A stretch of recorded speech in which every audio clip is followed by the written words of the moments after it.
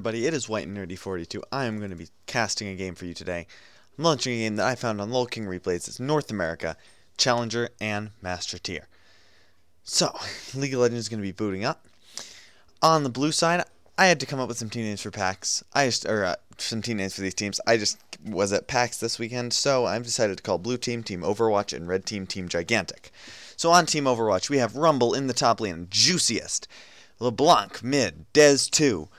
The bottom lane, Kog'Maw, The Massacre, and Leona up to Tree 4. Meanwhile in the jungle, we have Malajuki on Rengar. Meanwhile on the red side, in the top lane, we have Cat Vomit playing Irelia. Both top laners taking teleport as per usual. The middle lane, for Team Gigantic, we have Diana playing Diana. How weird. A Flash Ignite. In the jungle, we have King Nidhogg on Jarvan. And in the bot lane, happy birthday. Even though it's happy birthday. Happy birthday on Graves. And support, we have Zen Fuka on Thresh. So, all together, that's going to be our lineup here. Nothing too strange about the summoner spells. We have a heal and ignite from the AD carries and supports on both team. In fact, mirror matchups for that. So let's play this. Everyone buying their items. Let's look for anything odd or out of the ordinary. Nope. Doran's shield on Rumble, I guess, is the oddest thing, but it makes sense against the Irelia. You know, you don't want to get a cloth because she does do a lot of true damage. However, we will notice that Rumble did forget to grab that trinket. Nice job, Juice. Yes, this is a challenge reload game, by the way. In case you guys were wondering, you probably picked that up from the loading screen. Other than that, it's about even. We have Kog'Maw, Juggermaw, Battlecast Kog'Maw with the Doran's Blade. Same thing with Graves on Happy Birthday. The Massacre, looking to massacre people on Kog'Maw. Cat Vomit, though, on Irelia. Going in, he's kind of looking. The Juiciest didn't realize that he forgot his trinket, so he was trying to back, but Cat Vomit dissuading him from doing so. Juiciest, I don't know what he's going to do about that. Wards being put down by pretty much all the characters here. So we're going to see how this goes. Juiciest just standing there spamming Q trying to get that overheat up, but yeah, it's going a little slowly. He still doesn't have a trinket, which means that top lane might be a bit of a problem for Team Overwatch if they don't have a ward and King Nidhogg gets an early gank off. Nidhogg is starting down here at the Gromp, which means that he will have a chance to gank top immediately after his third buff. Let's see. Minions have spawned. We have, yeah, that's about it. We're waiting for minions to spawn here. No big lines of defense being set up. Just a couple wards. Deep ward placed here by Cat Vomit, which will give her vision on the blue buff. Let Team Gigantic know where Malajuki is started. Nothing of the sort for Team Overwatch, which means that Team Gigantic does have a bit of a vision advantage. Now, yep, you see those pings coming out. Team Gigantic knows where Team Overwatch is. Nidhogg taking the Gromp with ease, with the leash. Malajuki doing the same with the Krugs. No, oh, phew. Juiciest did get a chance to back and get the trinket. That is actually pretty big, because it means that he'll be able to put a ward down, and the threat of a gank by Nidhogg is not as strong. Diana versus Dez, it's pretty even. Dez putting the pain on, though, with Qs and auto attacks, so that's already going to start hurting Diana. Up in the top lane, well, Juicy is getting a little bit of damage on Cat Vomit, stepping up with the Q, dealing a bit of damage. That's, yeah, he's going to have the perfect CS after that first little bit. After the first wave, and here comes, meanwhile, Dez did take that Q from Diana, which is going to be a bit of damage. Every little bit of damage counts here. In the bot lane, meanwhile, it's going to be all about the CS. Kog'Maw, 7. Graves, 9. It's pretty even. You expect the Graves to bully the Kog'Maw late, and that is what we're expecting here. Or, excuse me, the Graves to bully the Kog'Maw early, and then the Kog'Maw will outscale if you give him time. Leona will help with that hard engage to help Kog'Maw put down some serious damage like that. With a couple WE for a little magic damage. Leona getting ready to go in, but on the other side, if the Thresh can land a hook on Kog'Maw, there are not many shields or heals in this comp. And that's kind of an important part of the Juggernaut comp, is that you put down shields and heals. But here comes the engage from up to Tree 4. The Massacre trying to get some damage onto Happy Birthday. One more auto might do it. No, the heal comes out from Happy Birthday. But yes, the Massacre does get it with the last auto. That's a first blood, and the kill goes on to the AD carry. Fuka does get the kill onto up to Tree 4, but the Massacre will now be able to start trading damage back on him. Fuka is going to have to back off. Massacre with the first blood, and it's the kill on the AD carry, not the kill on the support. So that's a pretty big thing, I'd say. Good win for Overwatch. They're it only put him up 200 gold, but remember who the kills went on to. The Massacre would much rather have a kill than Fuka would. He would have preferred to give that kill to Happy Birthday, but instead, he had to take it. Which means that the Kog'Maw getting a little extra gold funneled onto him is an excellent, excellent sign. Meanwhile, in the jungle, you will see that Nidhogg backed early. He just picked up a ward, a couple wards, whereas the Trailblazer already completed for Malajukali. They have the same amount of CS. They just took camp, buff, and then backed. Excuse me, camp. They actually went camp, Malajukali anyway went Krugs, Red, and then Wraiths, or Raptors, and that's why he has that 9 CS. Meanwhile, Nidhogg on Jarvan, picking up the red buff. He's just going to, both junglers look are content to sit and farm. Nothing big. Big CS discrepancy, though, in the top lane. No kill, but that is 10 CS. That's quite a bit of gold there. 10 CS from Irelia onto Rumble, but conversely, Kog'Maw Massacre is up 10 CS on Happy Birthday, so it's pretty close. Also, you'll notice that all Happy Birthday could get from the back was an extra Doran's Blade. He really would have liked at least a pickaxe there, whereas the Massacre staying in lane, and he is sitting on over 1,000 gold, which means he will be able to back and buy a Phage when he backs. Juiciest, though, is still down in farm to Cat Vomit right now, but there's an easy comeback potential. Mid lane, it's pretty even. Jungle, even. It's really going to be about the bot and top lanes. Meanwhile, here comes the double teleports coming in, but Malajukali will get Happy Birthday again. He's down twice now, and that TP came in from Cat Vomit too. And so it's a 4v. It was a 4v4 in the bot lane. Now it's a 4v3, and that means the blue side Team Overwatch might be able to grab the jungle. I almost missed that. I'm sorry, but yeah, Juiciest TP'd first. They were able to pick off. Ooh, the hook comes in by Fuka. They get a little bit of damage on Juiciest, but he's able to E back and just W right out of there. Anyway, good amount of damage came out to Happy Birthday right away, and he was eventually picked off by Malajukali. You see assists being picked up by the Massacre and by Up to Tree 4. So they were really all in there, except, of course, Juiciest TP come a little late, but now he's roaming mid. Let's see what he can do. He puts on the Q. He does not get the slow. Nice E by Diana to pull them all back. Diana's has to flash away yeah. But Juiciest, good gank, forces the flash. He still has his own flash up. Meanwhile, both TPs down in top, so there's no advantage there. So, back to the CS top. You see it's down to 5 now because Juiciest was able to roam bot and mid and pick up a little bit of farm, and really at no loss to discrepancy, or excuse me, to Malajukali. Malajukali's still up 20 in farm, and he was able to grab the Phage and the Ruby Crystal, building right towards that Sheen. But in the mid lane, King Nidhogg is here for the gank. Diana goes in on Dez, but Up to Tree 4 and Malajuki both here. See? Nope. Diana is in a tight spot, though. I don't know what she's going to be able to do. She's backing off. Backing way off. But look, I don't know. Oh, she did go the right way. The Lantern with the save. Nice Lantern by Fuka. Good positioning to get him out. Tries to throw the hook back, but nothing doing on that. Up to Tree 4, and the Massacre just going to head back bot, farm some minions. Down to 10 on the CS discrepancy, but that's okay. You know, I think the Massacre's okay with that, considering he also has a kill and he's like full kill up. Over here goes Cat Vomit, engaging onto Juiciest. Juiciest taking a lot of damage. He's dropping down to under 100 health. And Cat Vomit flashes on top of him. Juiciest is going to flash out, and he is going to survive. Now he lays down the Equalizer. That's some damage traded back onto Cat Vomit. The E just does miss. I think he might have gone in there. But that was a trade right there. But Juiciest has to back, having no potions, no healing. Meanwhile, Cat Vomit having a bit of healing from her W plus a couple of potions are going to allow her to stay in lane. Bot lane, meanwhile, the Massacre is all alone bot lane right now. He does not have his support, so if Fuka can land a hook, Kog'Maw, very squishy ADC, no escapes, except he does have flash and heal. But a hook might force Summoner Spell blown. However, ooh, the Massacre did just hit 6. Birthday, not even. Fuka calling in Nidhogg, misses the hook. Nidhogg's not going to be able to do anything. You'll notice here, yep, going to clear that ward. That way, if they want a lane gank from Malajuki once he hits 6. And he just did. So now a lane gank for Malajuki is a possibility with that long stealth. Where you see there's a pink here to get guard against that, and there's also a pink in this river bush here that Up to Tree 4 looks like he'll just pass it. But there's a pink there, which means that if he comes in this way down through the river, then they are going to spot him even if he's stealthed on Team Gigantic. So they are Team Gigantic really preparing for that Rengar gank there. However, look at the item discrepancy still between the junglers. That one kill on Malajuki means that he has completed his warrior enchantment.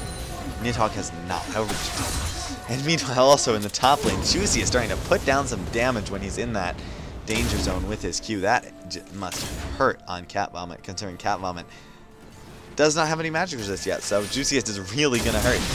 Especially, and Juiciest rushed that Seeker's Arm Guard, which means that he's going to have a little more survivability against the Q coming out from Irelia. I'm not sure about that choice, because Irelia really doesn't deal that much physical damage. It's really a lot of true damage and actually not quite a bit of magic damage. I think he would have been better off with the Hunting Guides, because health is really helpful against Irelia, and it would have given his Q that much extra damage against the Irelia with no magic resist. However, Juiciest is still able to kite back to his tower, but here comes Nidhogg. Double buff Jarvan. Jumps in. He's going to get the slow. He's going to get the knockup. Juiciest will get the ult off, and that's going to trade a bit of damage back, but it's not going to finish off any of them. That is a kill for Team Gigantic. That will help to get them back in the game. Very nicely done.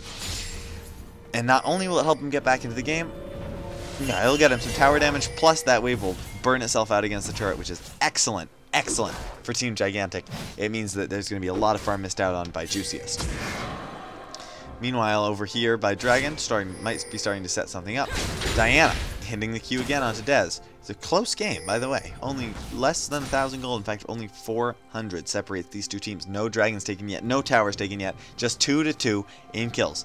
Really, the main difference is the bot lane CS of 25 and the fact that First Blood was picked up by Team Overwatch. Malajuki going for that scuttle, but he is not able to grab it. That is stolen right away from Diana. Malajuki making the smart play by backing off. Fuka misses the hook, and now he's going to be getting engaged on by up to Tree 4. Up to Tree 4 is in the middle of everyone. They're taking damage. Oh, nice! Oh, getting Nidhogg and Fuka. Malajuki is going to dive onto Fuka. He will be able to get it. He was forced to blow the flash there. That's okay. Up to Tree 4, engaging again onto Nidhogg. That's some good damage again coming out onto Nidhogg. Up to Tree 4, keeping him down. And Dez with the ult does get the kill. I wasn't sure if if the Massacre was going to be able to get it with the Kog'Maw ult. Not that long range because it is only level 1. Interesting thing, no points in Q picked up yet, which is, I guess, understandable because you don't really need your Q early game. It's really meant for that attack speed late game, plus the armor and MR shred.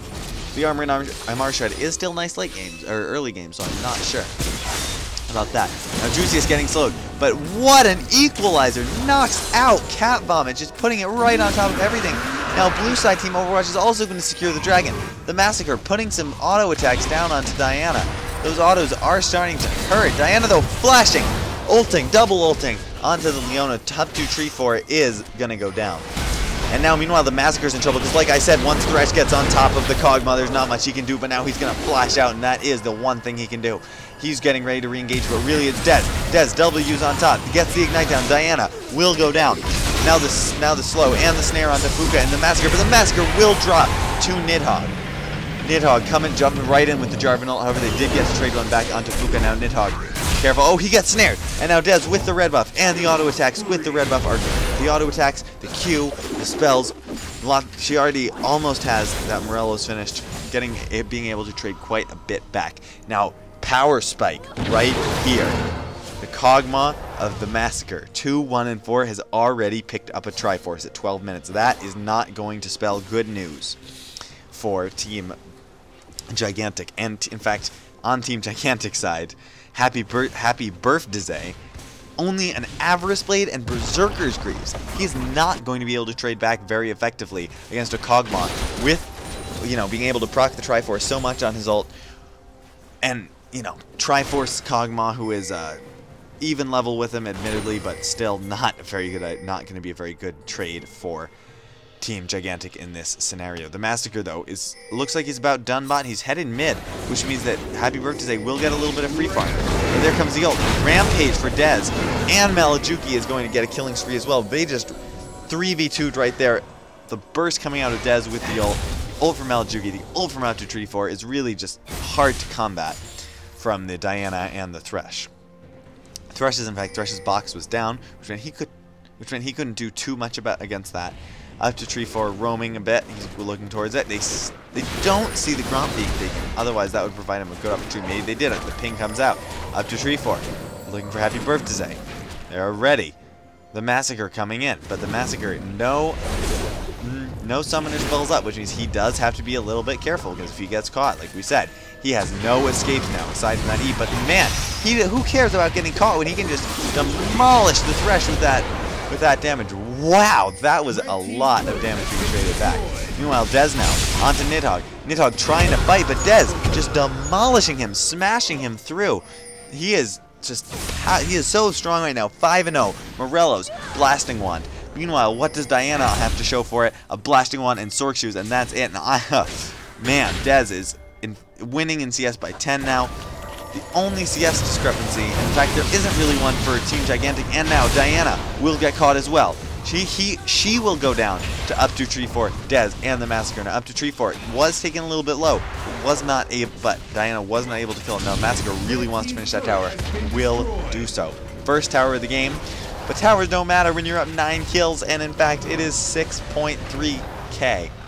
6,000 gold up for Team Overwatch, and that means they will be pretty strong. But Nidhogg jumping in again on Juicyus. They're just focusing Juicyus pretty well. But another incredible equalizer separates the fight. Makes Cat Vomit really not want to go in. And that means Juicyus can just take down Nidhogg. But now Juicyus is still in trouble. He's going to flash over the wall. That will do it. Cat Vomit looks like... Okay, did not flash after him. I thought I saw another flash animation. That would have been really awkward, because that would not have worked very well. So, Juicy is somehow getting out really just an incredible equalizer there to completely separate the fight. Nidhogg was left out, no defensive items, just drops to the Sword Shoes. But Dez looks like he might be in trouble. Dez trying to put damage back onto Fuka. Fuka survives at 60 health. Nice damage. Diana is still able to put down the damage with the Null Magic Mantle as well. It really helps with that. Thresh, no MR yet though, so he is still going to be a very squishy target. Plus Malajuki is in the jungle now, starting to counter jungle a little bit.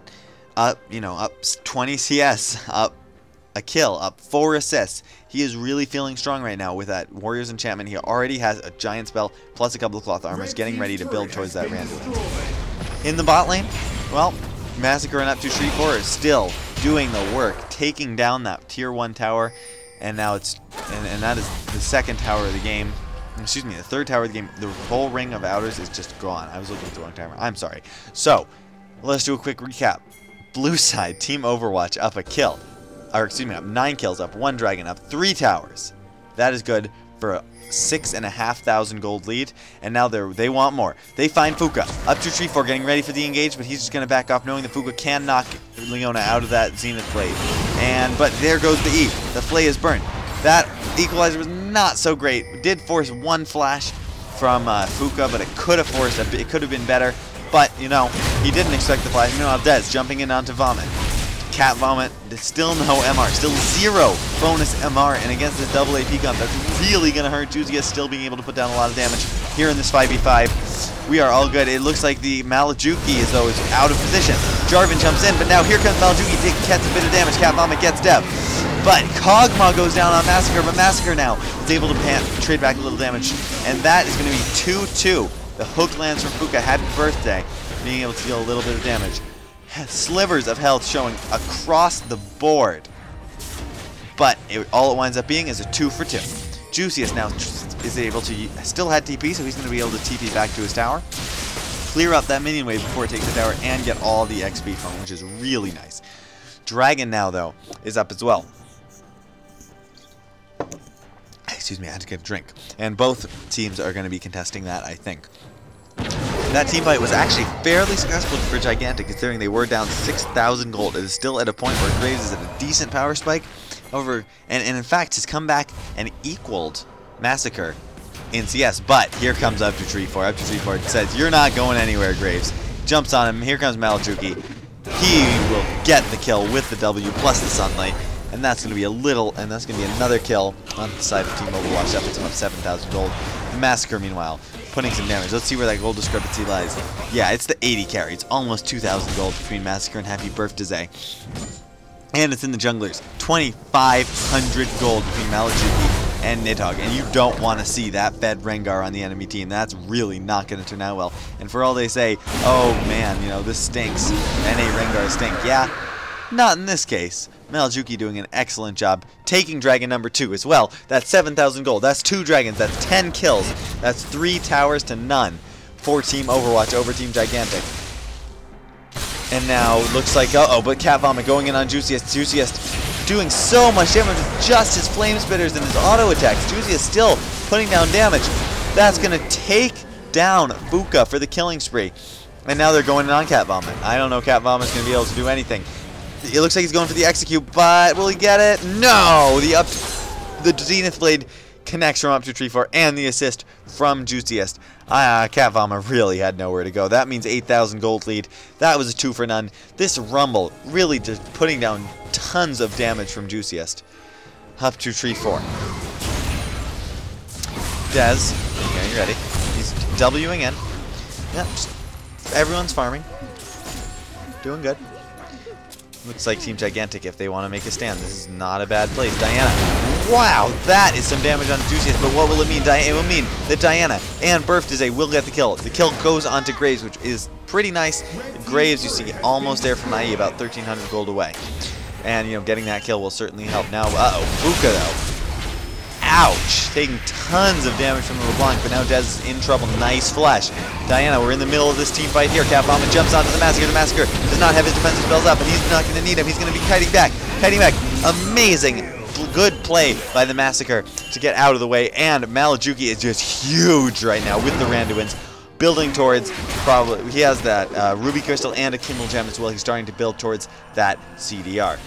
That's just really irritating for Team Gigantic when you face a Rengar who is 8-0 now. He's just so far ahead. He's just gonna be a monster right now, and that's why Team Overwatch is really doing very well right now. They're up 10,000 gold thanks to those 13 kills. We are only 20 minutes in. They're just putting the damage down onto the tower now.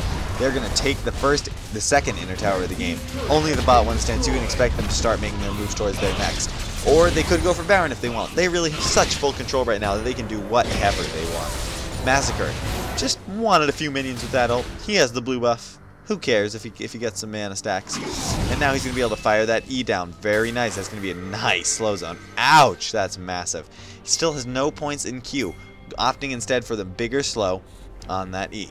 44% right now. It's pretty good. The ult comes out from up to Tree 4 and Happy Birthday. Hits the E. Hits the Q. And now here comes Dez. Dez is going to be able to trade back. He's going to be able to do a lot of damage to Birthday. The Lantern comes out, but it is too late. Damage coming out there. Excellent work, again, by Team Overwatch. The Massacre actually came in and picked up that kill. IE, meanwhile, finally finished for Happy Birthday. We are 21 minutes in, and he's just picking up his first item. That does really not bode well for Gigantic. We are only 21. We are 21 minutes in. It's a 11,000 gold lead. They are just gonna. As we suspected, they took that bottom tower, and now they can push towards the inhib if they want. They are, like I said, they are so far ahead. We have a Triforce and a Cutlass and Berserker's Greed finished on Massacre. The Equalizer comes out now. Up to Tree 4 is indeed there, just diving on top of the inhib. Diana goes down. Thresh goes down. Juiciest is taking Tower Aggro, and he doesn't even die. He's at maybe a quarter health, maybe an eighth. And now they take the inhib tower. They're going to go for the inhib as well. And really, there's nothing Team Gigantic can do. Up to Tree 4 jumping in again, forcing the flash. They're really just in total control of this game. Just tons of gold. King Nidhogg jumping in. He will get the kill on Juiciest. Happy Birthday fires off the ult, trying to do something, but Malajuki is just a monster. Takes down a kill. He's going to go down, but he got the 80 carry. And Dez is still alive. And the Massacre is still alive. They weren't even able to get the Kog'Maw. This is a whole, the Kog'Maw is really just the hugest part of this team. He has no heals, no shields in the whole team comp here. All he has is his flashes, and just Overwatch is still just able to pile on the damage. The absolute incredible mechanics from the Massacre to stay alive, and he has a Triforce Bork and the components for Last Whisper to add onto that Berserker's Greed. Just absolutely massive. They are 13,000 gold up. They already have an inhib down. It's 23 minutes in. Meanwhile, only an IE and an Avarice Blade on the side of Happy Birthday. Nidhogg, meanwhile, still opting for that Tiamat. He has no resistances. I guess his plan is just to play Assassin J4, but how's that going to work when the Massacre comes on top of you? Which he's not going to do. And here comes the surrender now. That is going to be the game. And Team Overwatch takes it pretty decisively. Really taking a big lead with the Kog'Maw getting fed a little bit early game, picking up first blood, and from there, Dez was able to get kills on the block. Malajuki able to just be a monster on Rengar with a Spirit Visage and a Randuin's, and the Warrior Enchantment just able to do a lot of damage, lots of sticking power, plus he has that Randuin's for extra sticking power, and he's still going to be that late game tank. So, that will do it for today. We had Team Overwatch take down Team Gigantic in the game, and thank you very much all for watching. That is the game. Thank you for joining me, and I'll talk to you guys later.